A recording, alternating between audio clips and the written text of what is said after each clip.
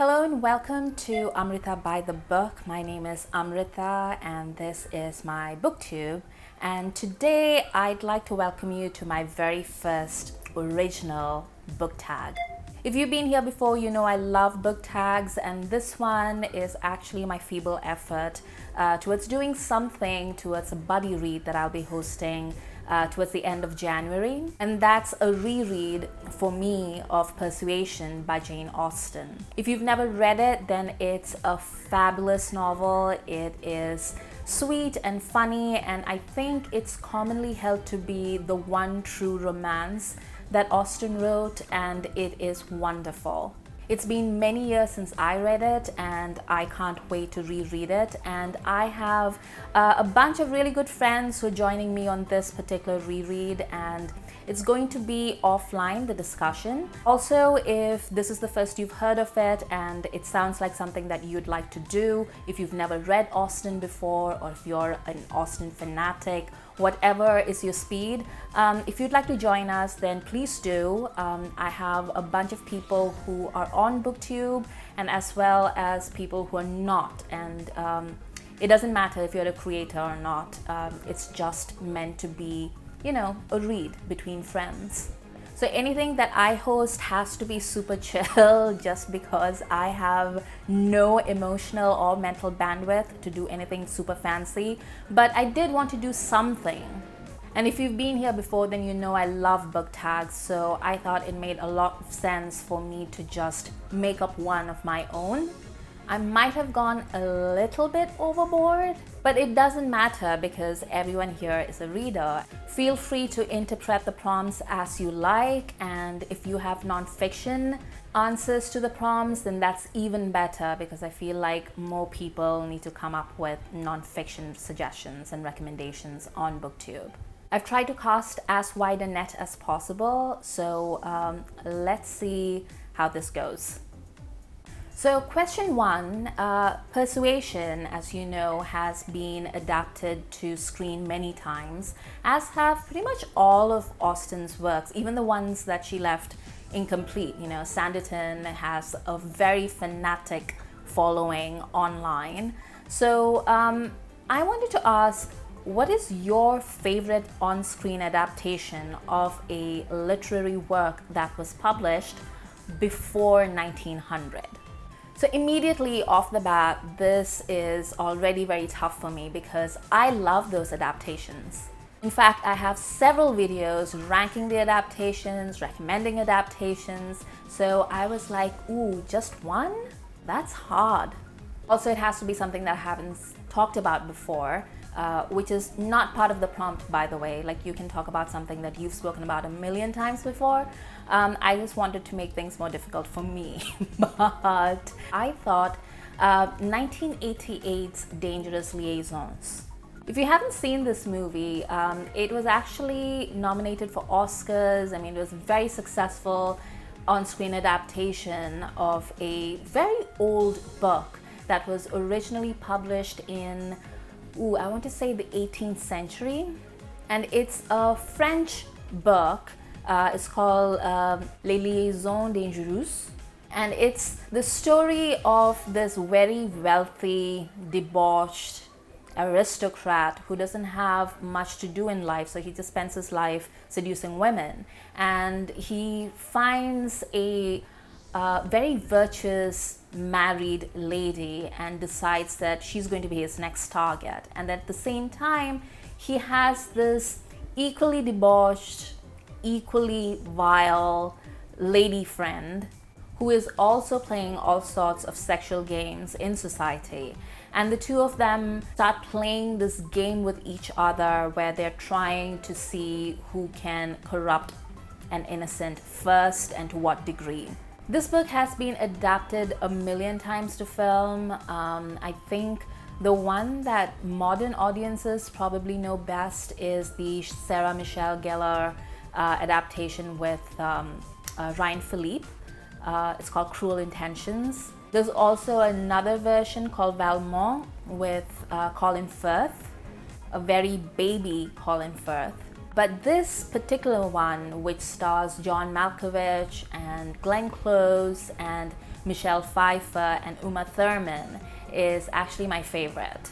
The set design is insane. I love Michelle Pfeiffer and Glenn Close. And there's a sort of reptilian quality about John Malkovich that is just perfect for this role. Beautiful people behaving very badly. What's not to like? For question 2, I was thinking about how in Persuasion, Anne and her captain really go through the emotional wringer. So I wanted to ask, what is your favorite angsty romance that isn't them? So I wrote this question and then I realized that I don't really read that many angsty romances anymore. There's just something about me that I have very little patience for it anymore. So I feel like I like angsty romance, but it needs to be resolved fairly quickly and it can't linger, and also it needs to be written really well. Like when I was a teenager, I could just read even the worst written of them and I would devour them. But as I get older, my standards keep going higher and higher for an angsty romance. So this question was unexpectedly hard for me. So I'm going to recommend an oldie but a goodie that I just recommended to a couple of my other friends. And it's the Troubleshooter series by Suzanne Brockman. What you need to know about this series is that it was written 20 years ago. So, a lot of the stuff in it, especially because it deals with counterterrorism and Navy SEALs and all that kind of stuff. So a lot of it is very outdated. And there are things that you might read now and be like, ha, remember that? But I feel like the romances really endure because Suzanne Brockman is really good at writing characters. And she does this thing where she writes about 100 characters per book. And then she is really good about promoting some of them to the forefront and focusing on them while letting the others simmer in the background and then bringing those forward in the next book. And she does this for the entirety of the series and goes on for I know there's 10 or 14 books or something. Each of them works as a standalone, so you can just read any one at random, but also it works on an overall arc because you see a lot of the angst build up in other books. So one of my favorites is actually called Gone Too Far, and it's the story of this woman called Alyssa and this guy called Sam. And I don't want to give too much away, but basically you see them going from hate to love over the course of several books. And the thing is, Alyssa is really great at everything that she's doing, and Sam is an idiot except at his profession. And they're very much opposites, and then they need to find their way to each other. And Sam, he's difficult, he sabotages things, and Alyssa is not really sure whether she wants to get into all of that. And the way Suzanne writes these characters, especially Sam, where you go from the first book thinking, wow, what a jerk, to later on where you're just oh, I see, that's not it at all. And you see that through Alyssa's eyes, and it's great. And it has all the angst. For question number 3, Captain Wentworth is a naval captain, and I wanted to know if you have a novel that you've read, you want to read, whatever, that is about a character in any of the branches of the military. Weirdly enough, I have read a number of books that take place at sea. So I went through a period where I really enjoyed pirate books, for example, and then I really enjoyed a lot of naval adventures, I read Alistair MacLean, as you know, and he used to write a lot about, ships and action at sea and stuff because he was in the Navy. And I thought about whether I wanted to do a historical romance thing, but then I thought maybe I'll just go for something that's straight up naval adventure. And that is Mr. Midshipman Hornblower by C.S. Forester. I actually came to this book via the screen adaptation, which is fantastic, and I have no idea how they made that level of filmmaking on those budgets, but it's great. I don't know where you can find it, maybe on YouTube, but it's really worth your time. But the books themselves are also pretty great because they are very well written books about naval warfare at a specific point in Britain's military history. So you get a sense of, how unequal it was, how junior officers were treated and abused, the thrill and the danger of war at sea. And all of it is held together by this lead character who is very unsure of himself, like he has severe imposter syndrome, even though he's really good at his job and everybody thinks he's really good at his job, but he's continually afraid that the world is going to cave in on his head. And you really see his growth over the series, and it's a very old school British gentleman kind of growth, so it's not half as emotionally satisfying as, say, something that's written in the 21st century, but it's still really good. And if you like that sort of naval stuff, then it's really interesting and I highly recommend it. So for question 4, British naval captains were famously adventurous. That's how they made all their money. So what is your favorite adventure story? Truthfully speaking, this has to be something from my childhood, because you know how you read something when you're a child and then you grow up and you realize, oh, that was trash and problematic, but you still connect to the feelings that you had when you were reading it? That is how I feel about King Solomon's Mines by H. Rider Haggard. Alan Quatermain, who is the main character in his novels, is a white hunter, which is disgusting and ridiculous. And it sort of is a novel that is steeped in the exoticization of Africa. And the book is, of course, written by an unapologetic imperialist and colonialist. So it definitely absorbs a lot of that unconscious bias as well, when they're writing about Africans and the things that they go through. But the adventure part of it, where they're going into this unknown and they discover a lost world, I mean, these are tropes and ideas that are pretty integral to the adventure story as we know it today. And Haggard had a lot to do with that. And it's a rollicking good yarn, especially if you're, 10 years old and you don't know anything. Question 5, Anne is a rather dutiful sister, even when she doesn't want to be. So tell me about a book with a sibling relationship. Now, most people are probably going to be talking about a book with a good sibling relationship, and I thought about going that route, but I want to talk about Homeland by R.A. Salvatore. Salvatore? This guy. If you're aware of the world of Dungeons and Dragons, then you've probably come across the dark elf called Drizzt Do'Urden, who is magic with a sword. And R.A. Salvatore wrote a trilogy called the Dark Elf Trilogy, and it is the backstory of Drizzt. And it also explores the land of the Dark Elves, or the Drow as they're called. And it really gives you a great look at what the society is like. And it is bad.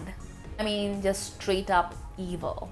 And Drizzt is one of my all-time favorite fantasy characters, and he has amazingly warped siblings. Question 6, Anne, by the standards of the time, was a spinster, right? So tell me about a book that is about an older woman. Now, when I was a teen, about 16 or so, I went through this entire period where all I read were books about older women. So there was a lot of like Rosamund Pilcher, for example. And it was all pretty depressing, to be honest, because it was about women who were either being widowed or they've been married 30 years and then they discover their husband has been cheating on them with like a 25-year-old.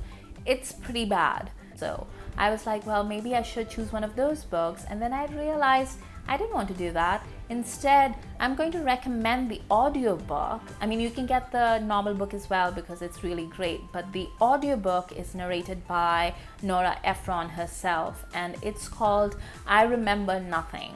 And that was the last book that Ephron published before she sadly passed away. If you've never read a Nora Ephron collection of essays, then I suggest you go out and buy them immediately because she is funny and she is thoughtful and she writes about very everyday things, but she writes about them beautifully and honestly. And I've never come away from one of her books thinking, well, that was a waste of time, or that was nothing, or it's just fluff. I've heard people refer to her essays as fluff, and I think those people are dead in their soul because she just writes about everyday things, you know, like what it feels like to be a daughter, what it feels like to be a mom, what it feels like to be a working woman, like all these different things. And it's just funny. I love her.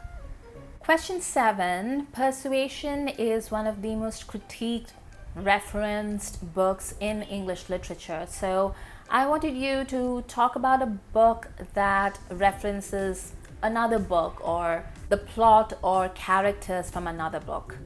Now, this is something that happens all the time, right? And I was wondering what I would choose, and then I realized this year, or rather last year in 2020, I read this book called The Air Affair by Jasper Fjord. I think that's how you pronounce his name. And this book is pretty much an English major's fever dream. I have no idea how to even go about explaining what it is, except it's a mystery and it is a fantasy. And it is about this person called Thursday Next who works for this organization. And they live on this planet that is full of references to literature, like all kinds of literature. And somebody has been tampering with history, but like books. So they're just erasing characters from the canon. And so their big target is Jane Eyre. And so Thursday Next needs to save Jane Eyre. If you like Terry Pratchett, then this is a world that I think you might also really like because it has a very particular voice that I think a lot of people who don't like quirk in their writing might not appreciate. So it can come off as rather cutesy and twee and try hard, and I've seen those criticisms online and I get where they're coming from, but I have a really high tolerance for that kind of stuff, and I really like people who have a very definite voice, and this one is definitely unique and has a lot of personality, and it's madcap, and I really enjoyed it. So it's a series, and you can read the first one as a standalone if you like. I haven't read any of the other books in the series, but I think I will. Question 8. Captain Wentworth is a self-made man, so to speak. You know, he goes away to sea and makes his fortune there.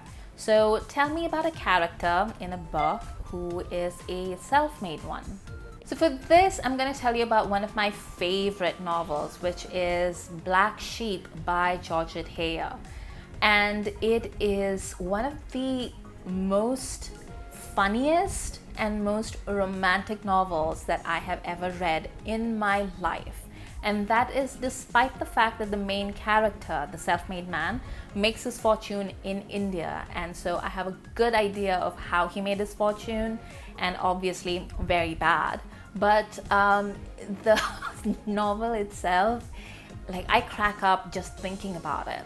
The meet cute that the two of them have is one of the best that I have ever read in my life. If you've never read it, I highly recommend it.